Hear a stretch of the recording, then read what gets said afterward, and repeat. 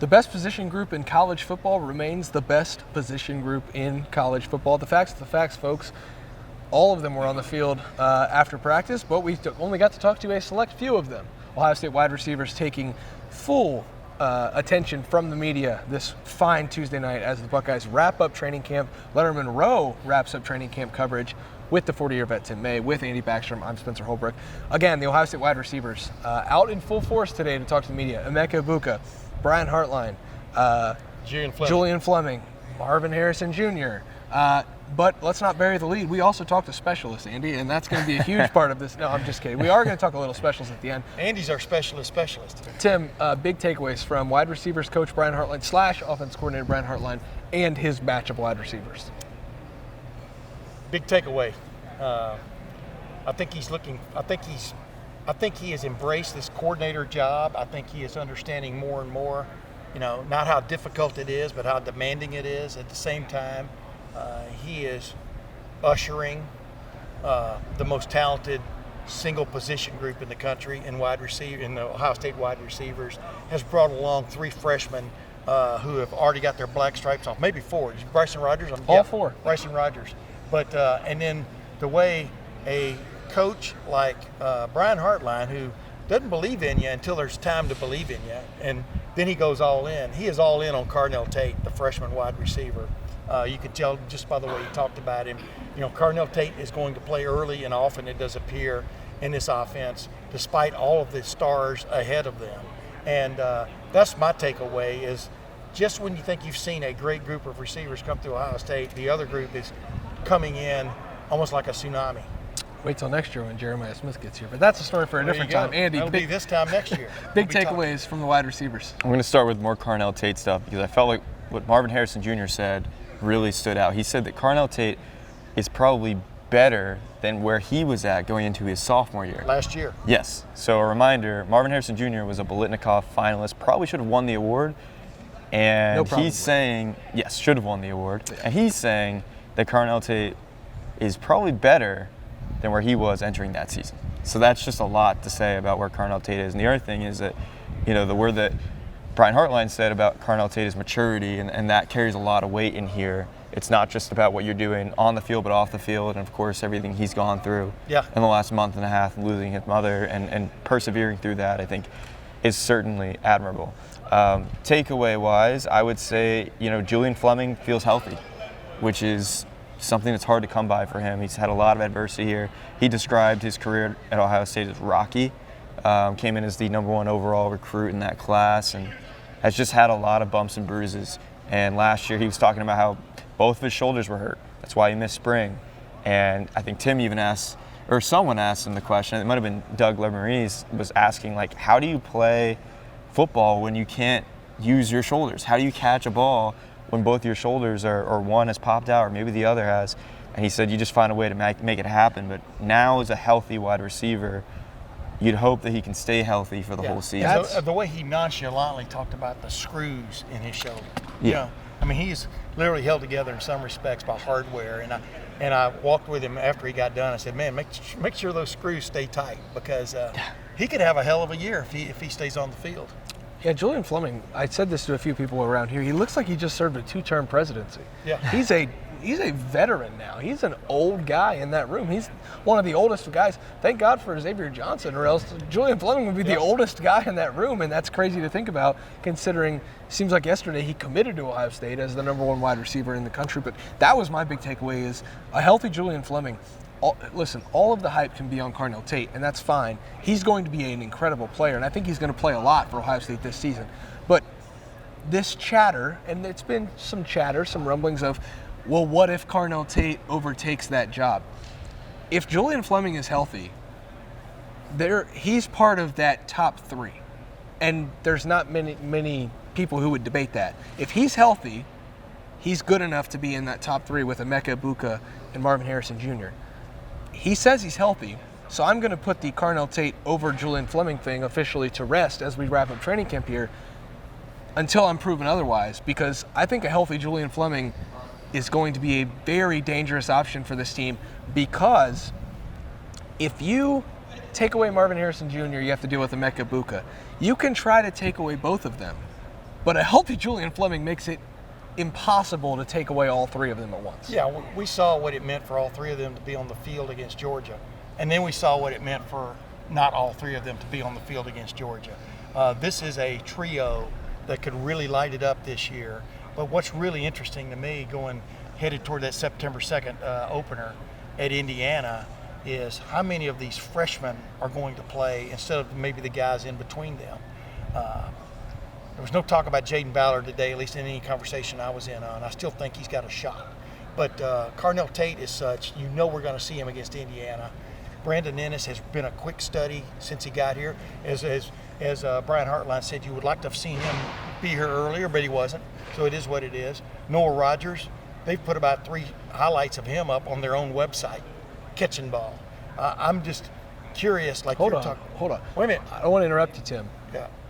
The things that Emeka Egbuka was saying about Bryson Rogers, and here's the thing about him. He's been forgotten so many times in this conversation. But I'm not forgetting about him. I was just about to name him.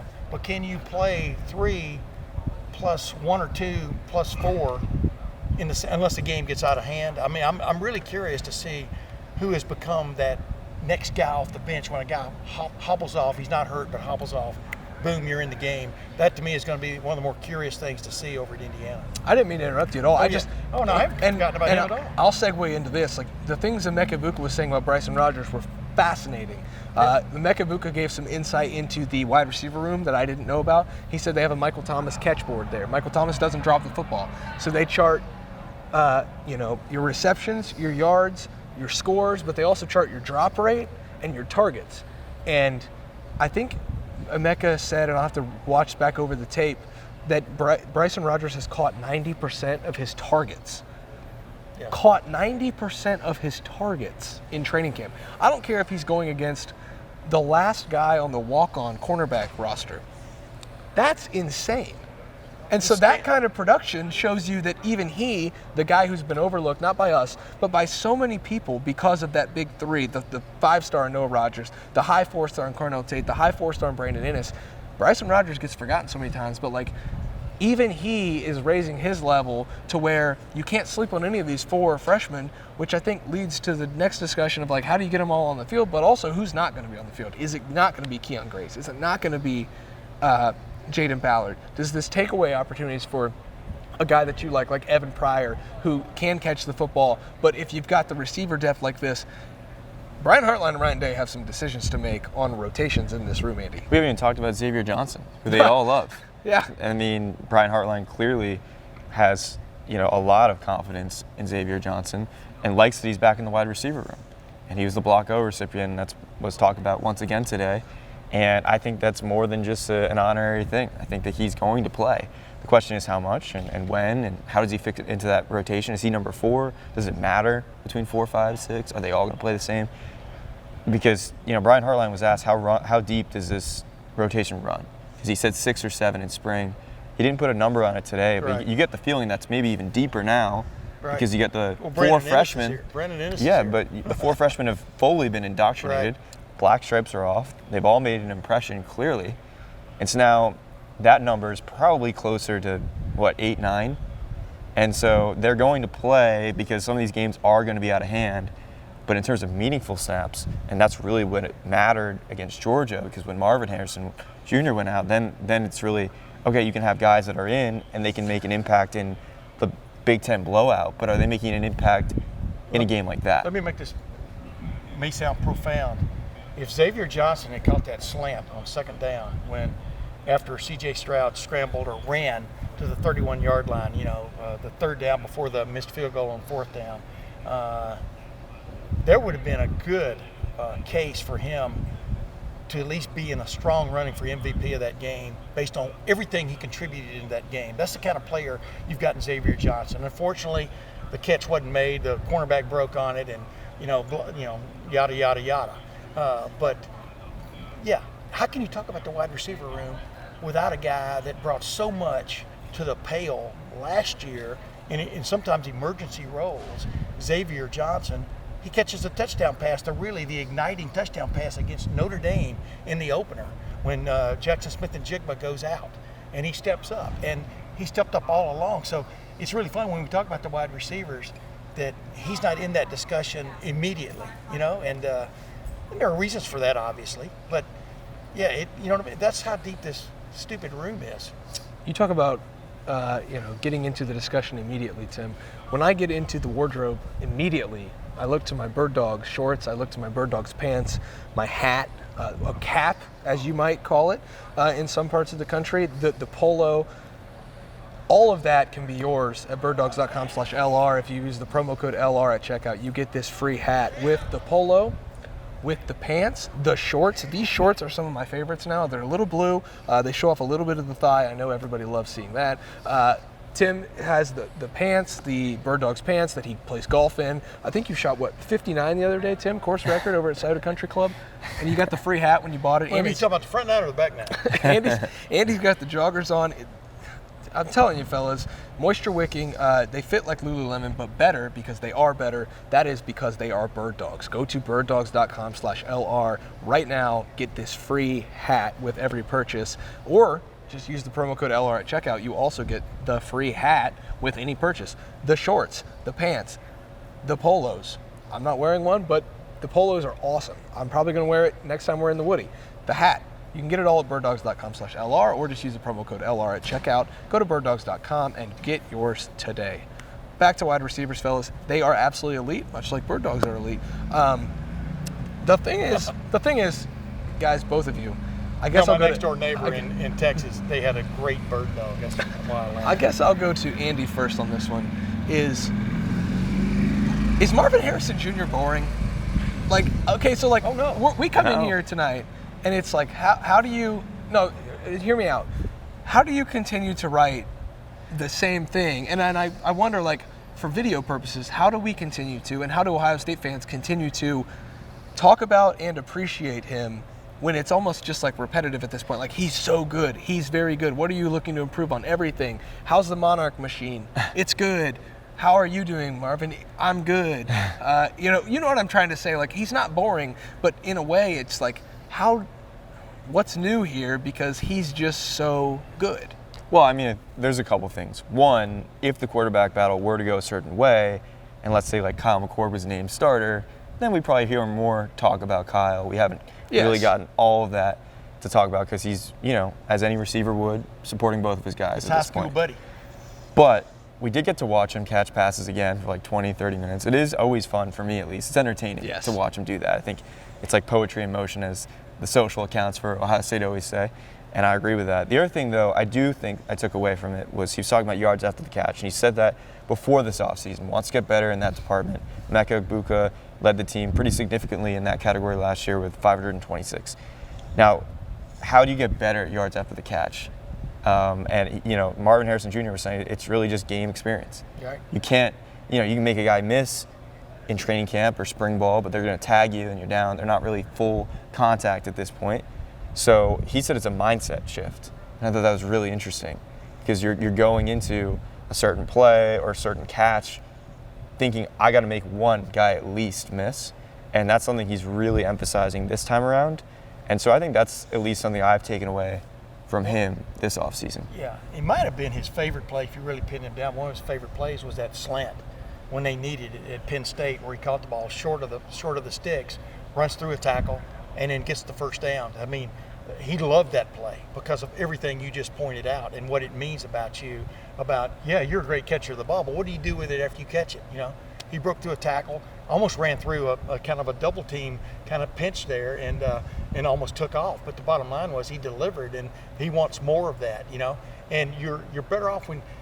We'll see how these quarterbacks develop, whoever ends up being the starter, but can they throw him open? Yeah. You know what I mean? Can they throw the ball to him on the right shoulder that's going to spring him after the catch? That happened a lot with Emeka Egbuka with C.J. Stroud last year. I thought it happened pretty well with Marvin for the most part. Some of those catches in the end zone, there is no yak. You're there, man. This guy's always finding that little bitty thing to work on. And you remember how we were sitting here waiting for him to come over and talk to us tonight for the interviews. I think if he hadn't had that drop in the middle of his little session over there, because for him a drop is like catching a virus or something. He's got to get it out of his system. And, he caught another, 25, 30 balls over there with that Monarch machine. with Reese Stocksdale feeding it. So I like this guy because when I asked him, with tongue in cheek, he was talking about, he'll take a matchup on a safety anytime. Talking about playing some in the slot this year. And so I asked him facetiously later, I said, how about a matchup with Davis and Igbinosin? Yeah. I'm paraphrasing there, but the bottom line is Davis Igbinosin said he checks him about 50% of the time. Remember the other day and stuff. And he laughed. He knew what I was talking about, but he likes those challenges, man. He wants to continually be challenged. And we saw him match up with Keely Ringo last year in that college football playoff game. A guy that was projected at the beginning of the year, possible first-round draft pick. You saw he slid to 4, right? Yeah. 4th round. You know why? One of the reasons? That game. Because he's going to have to be covering Marvin Harrison Jr. perhaps as early as next year. Yeah. And I don't know. It's going to be interesting to see who else slides after this season.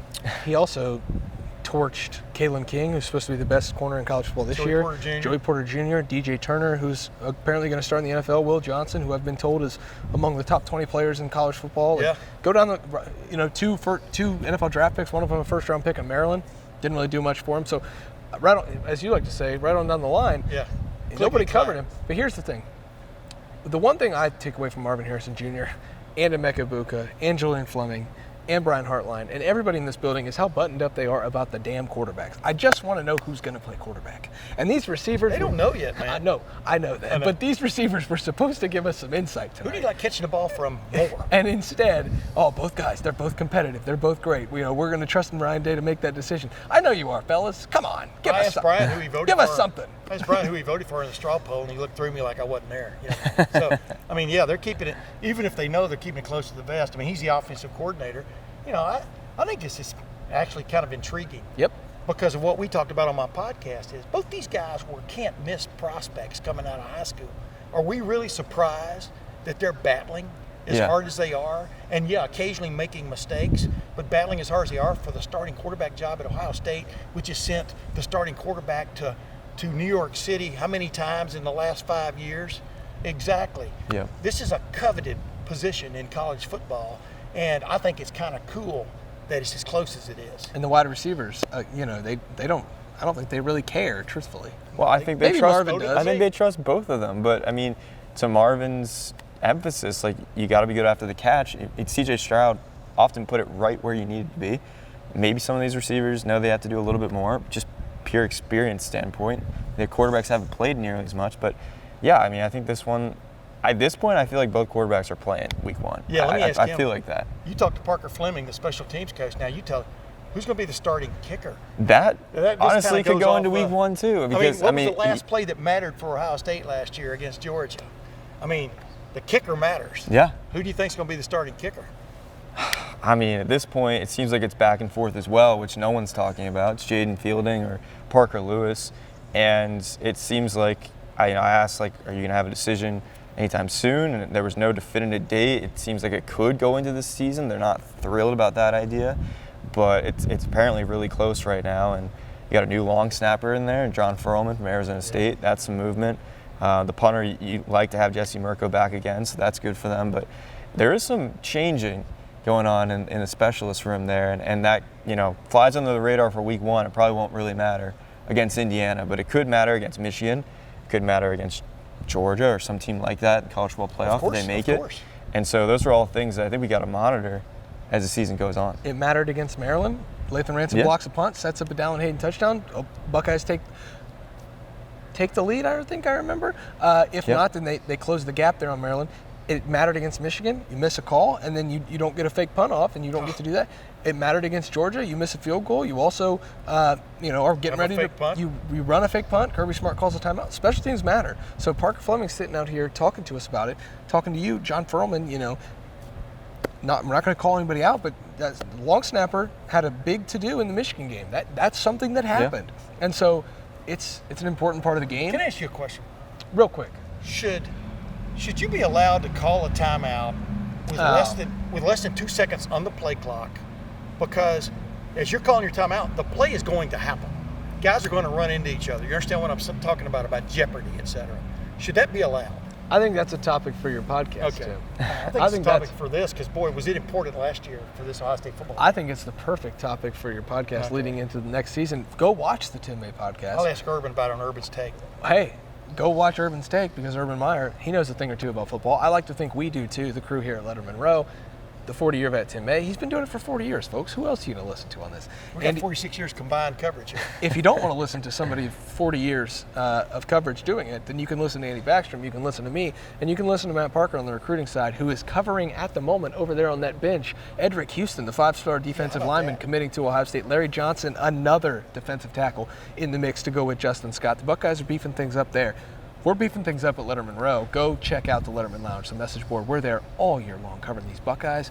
Tim May, the 40-year vet, Andy Backstrom, Spencer Holbrook. Thanks for watching the latest preseason report, the final preseason report. We're getting into practice reports. We're getting into rapid reactions. It's almost time, folks. Kickoff. Just 11 days for these Buckeyes. Thanks for watching. We'll see you back next time we're in here.